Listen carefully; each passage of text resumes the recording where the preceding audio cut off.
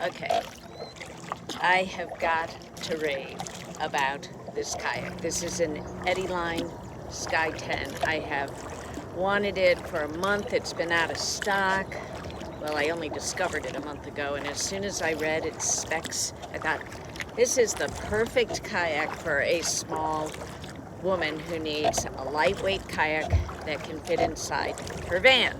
So it's 10 feet long, weighs 32 pounds. It's my favorite color, lime green. And while it is a small, in terms of kayaks, especially touring kayaks, which this is actually considered a recreational, not touring. I won't go into that difference, but it's hard to find kayaks under 12 feet to 14 feet that are unsinkable, that have bulkheads in the front and the back, the storage, watertight storage areas, which of course fill with air, and so the kayak can't sink. And since I kayak alone all the time, and in sometimes very wavy, choppy water, because there's a lot of boats, even on the rivers and the lakes that I go on, but also on the intercoastal waterways, which I kayak not infrequently. I knew I needed a safe boat that wouldn't sink, and my cheap $150 kayak, it's only 8 feet long, and I love it, but it doesn't have any of the things that this kayak doesn't have. Foot pedals, doesn't have the bulkheads. It will sink to the bottom, and so it's honestly not a safe kayak if you're kayaking alone all the time, or if you're in choppy water where waves could end up capsizing you, which I am all the time. So I just ignored the price tag and said, I've kayaked now for 20 years, almost every day. Now I'm doing it all year long. It's time to get a safe and really good kayak.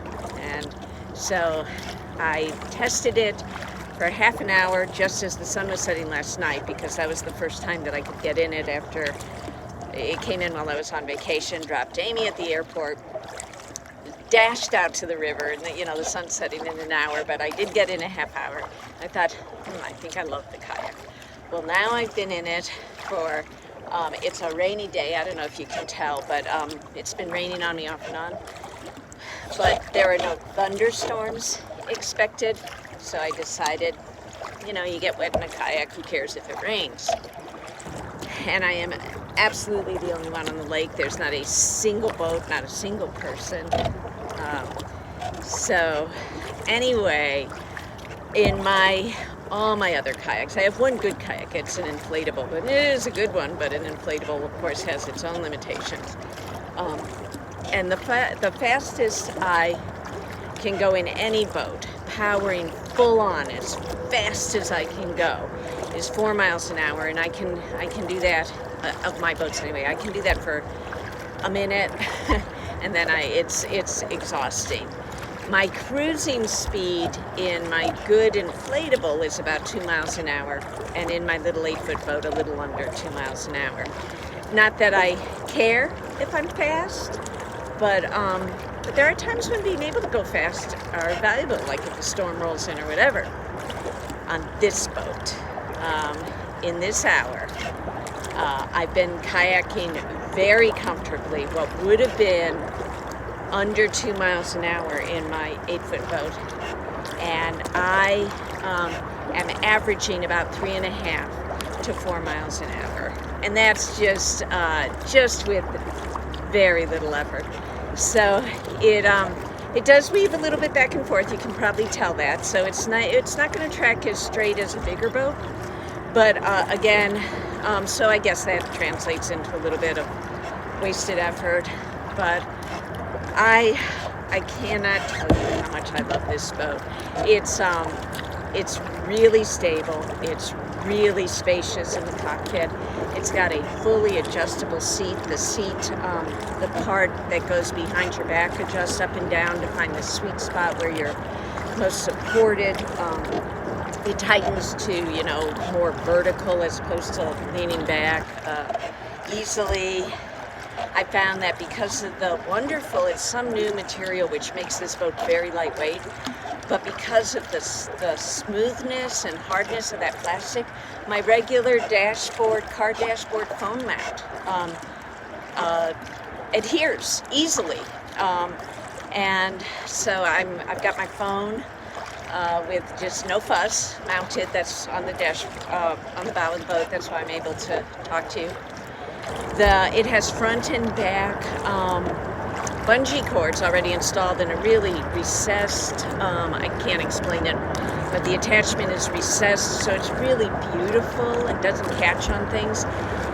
And the bungees are so perfectly, just so perfect that I don't even have to tie the wheels. I think you can see them back there.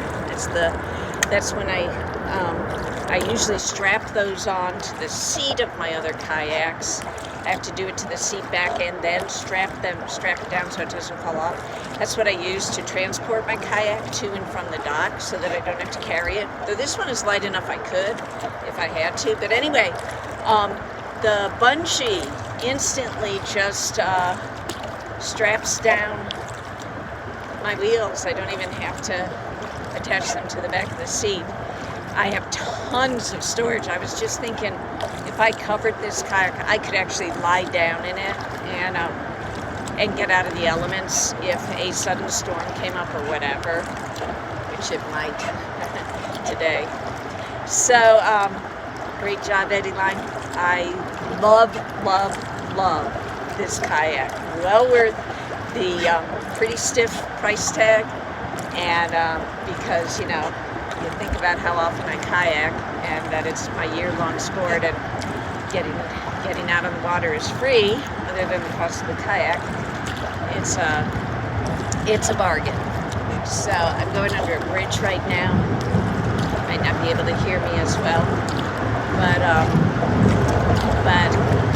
I don't know. There's probably more I want to tell you. But and because it's a wonderful kayak, I am going to lock it up were I ever to get out of it for any length of time with it on shore. But it's got a metal lockable front ring so that it can't be easily stolen. So it's just, I am so happy. So God bless y'all. Just thought I'd share that joy with you.